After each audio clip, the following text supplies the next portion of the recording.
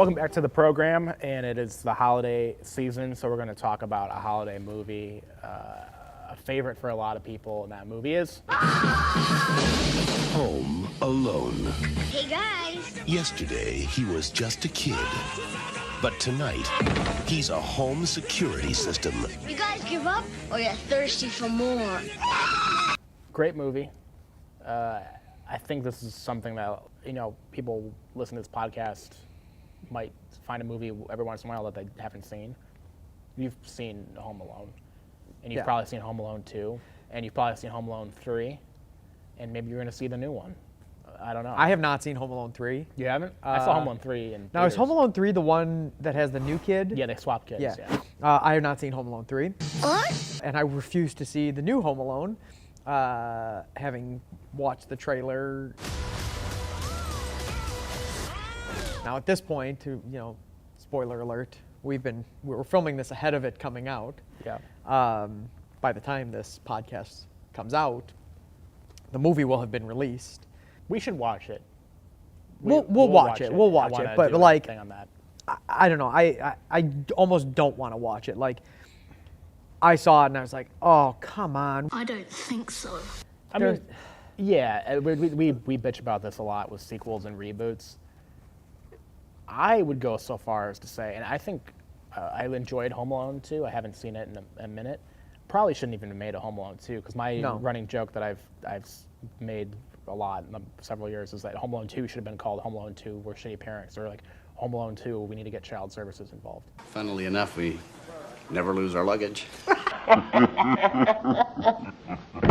Now, the only thing that I would consider seeing as a sequel is the internet has thrown out the idea of Kevin McCallister is older now at this point, and he's got a kid, and it's kind of like a rehash. And I think it's casts Macaulay Culkin's in it, and from Schitt's Creek, David Levy? David Levy is supposed to be in it as well as his adult son or something. I don't know what, but like there's a whole like thing that they're all in it together or whatever. I might consider seeing that, but even still, like, I hate the notion of let's take this movie, which, like in the theory of Ferris Bueller, if you've got a perfect movie, leave it alone. Like, just let it be. Yeah.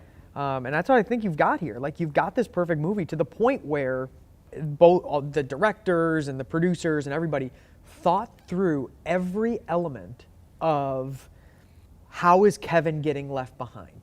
Now, first off, I still don't view it as realistic at all. No, it's not supposed to be realistic. But otherwise... but they still thought through like all of the things that would prevent you from being like, well, see, that would never happen. Like his ticket gets swept up with the milk and is thrown in the garbage, and there's a kid in the van before, so they count the head counts, and so like they think of all of the different things. I still contend that even pre 9/11, where you're going through security still and like going through the process, they wouldn't leave the kid behind. No, there's no way. Which is just, that makes it unrealistic, but still, like, there's an element because they thought so much about it that makes it be like, okay, I can go with this, like I can go with it.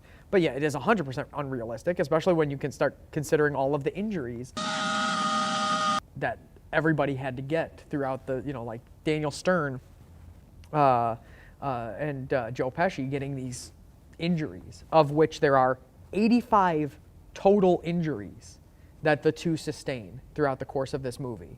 Things such as internal bleeding, lacerations, broken bones, a broken back, herniated discs, concussions, broken skull, second-degree burns, something called melted skull. Melted skull. That doesn't sound good or worth it. Cracked ribs. Those are just some of the injuries that, like, these dudes are dead. Yeah. Like, there is no way, Daniel Stern falling down the stairs, he's not getting back up. He broke his hip. He's done. Like, there's no getting up from that. I mean, you put that aside, of course, for the sake of the movie, and you kind of have fun with it, but still, just like totally unrealistic. So, I don't know. But let me take a step back here, because the other reason why it's unrealistic, how the hell is this guy affording not only his house, which is supposed to be in Chicago, it's a Chicago movie, Filmed in the suburbs? Was it- Filmed in the suburbs. was, Filmed okay, yeah, filmed yeah. in I wasn't sure if it Wilmette. was- Filmed yeah, in that's what I Wilmette. thought. Off of Lake Avenue in Wilmette. That's where the church is Yeah, and the because house. they talk about the Home Alone house. Yeah, yeah. But this dude, it's in Chicago. How does the dude afford this house, all of those kids, and a Paris vacation? They say what his profession is? No, I don't think we know what his profession is. It could be a lawyer, a doctor, That's finance guy. crazy though. I mean, that's a lot of money. That's a lot of money that this dude's shelling out. And I don't think so. I don't know. I mean, maybe they say his profession, but I still don't think it is realistic. And like, this dude's not out there playing the credit card game. Like, he's not doing churning and manufactured spending and stuff like one of the hosts here does. We won't tell you who, but one of the two of us does that. He's not doing that. Like, this dude, and then he affords, they go, I don't even know where they go in the second one, but they don't go to New York. He goes to New York. Right. They go wherever the hell they go, Tokyo or whatever. And in this new one, they go to Tokyo. Like, I don't know how you're spending that much money. That's why it's unrealistic. Also, if you were in that situation, you're a parent, you've got kids. If you realize you left one of them behind, what do you do in that situation? You freak the fuck out, of course, Well, right? obviously. Like, first off, that's why I contend, like, having kids, I'm not leaving my kid behind. Now, I only have 2. I don't have 17 and a half children Yeah, plus but still, I cousins mean, or whatever. like, I'm Jesus. not leaving a kid behind, no matter how much I hate the kid, which clearly she does in this movie. Yeah. But I just, like, I don't know. I just can't get beyond that. Like, you're just not leaving him behind. And even if you were leaving him behind, like, even if it is Christmas, I don't see how you're not getting back.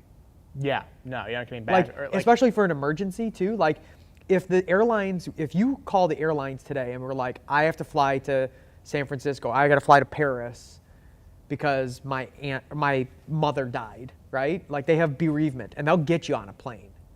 Like, they'll get you home or they'll get you wherever you need to go.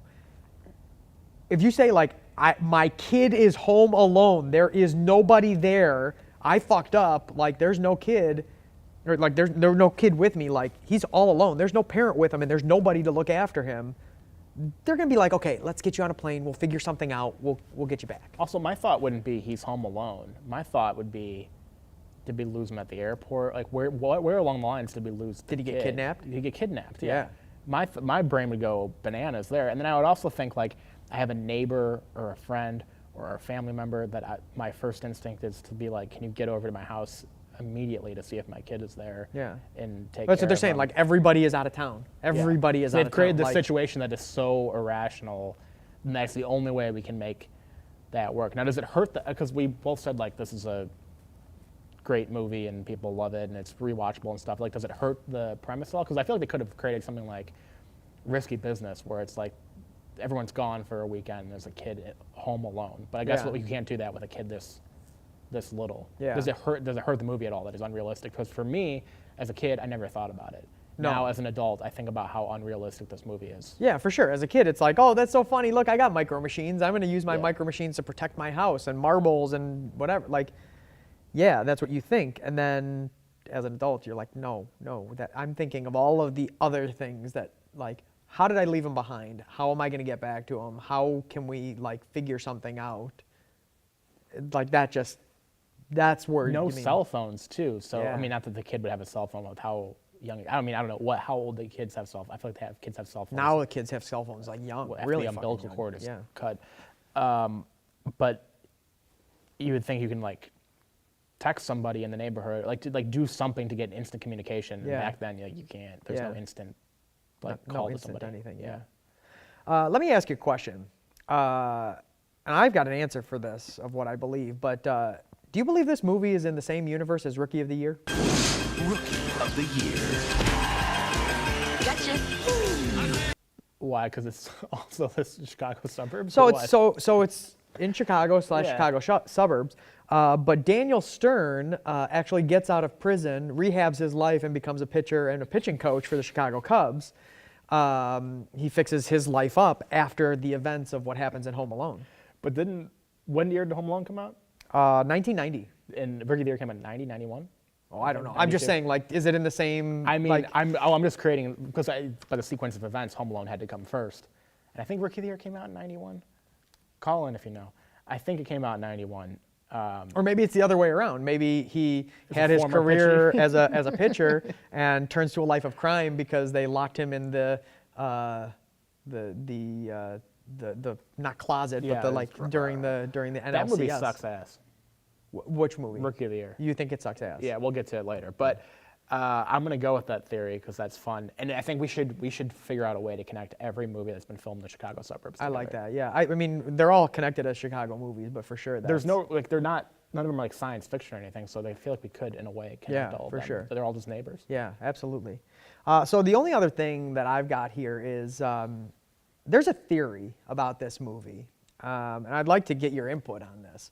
The theory is that Gus Polinski, the polka king of the Midwest, is actually the devil. So the theory goes, I'm thinking of her name. I can't think of her name. So Kate, Yeah. Kate McCallister, is in the Scranton airport, okay? And she's trying to get home from the Scranton airport. And she says, I will sell my soul to get home to my kid. If it costs me everything I own, if I have to sell my soul to the devil himself, I am going to get home to my son. The Scranton airport happens to be a crossroads because the two runways are actually crosses. I've been there. The stories about devils go, the devil will, if you offer to sell your soul, it will be at a crossroads, and the devil will make an agreement to give you whatever it is that you're asking for in exchange for your soul. In this case, Kate McCallister has sold her soul to get home to her son. One of the things that is especially of interest here is that there are several citations from the Bible that say the devil's instrument of choice is not a violin, despite what Charlie Daniels says. The devil's instrument of choice is a woodwind instrument. In particular, they lean towards flute, but all they mention is woodwind type instruments. And wouldn't you know, Gus plays the clarinet, which happens to be a woodwind instrument. So did Kate McCallister sell her soul to the devil to get home to her son? Now that's a little out there, but I'm gonna go. Here's my answer on that. That makes more sense than leaving your kid behind and not knowing that your kid wasn't with you. So I think that's a better theory to go with. I mean, it all leads up to it, right? Like the devil played a hand in maybe Kevin getting left behind so that he could get Kate so flustered and desperate to sell her soul. I dig it. I mean, I'm That's down more for logical that, you then. know? I'm more into the movie now. As an adult, I think I can't suspend disbelief that you forget one of your 32 children. So there you that's go. a horror film. I'm going high on the score, even though I think like my personal view of it is all over the place, and I can't really decide how I feel about it. I'm going high. I think it's like a 7-8. I'm going very high on this one too. I don't think it breaks 8, but I'm going to go 7.7 on this one. Yeah, we're so close. 7.6. Oh, Wow. wow, very close there. I mean, I'm still going to watch this movie every Christmas. Oh, I haven't seen it in like 10 years. I have gotten to the point where we are rewatching movies like during Christmas, we watch like almost all of the big Christmas movies. Really? And we just make a habit of it. Like we just make sure that I we do rewatch it. Bad Santa. That's about it. That's it? Yeah. No, Which I like think is one of the best Christmas movies ever. not like Elf, No. It's not Elf and- Christmas and Story. Christmas Story I've seen too much. That's for sure. Everybody has seen that It was movie on too much. TBS over and over again, but all right. Okay. Home Alone.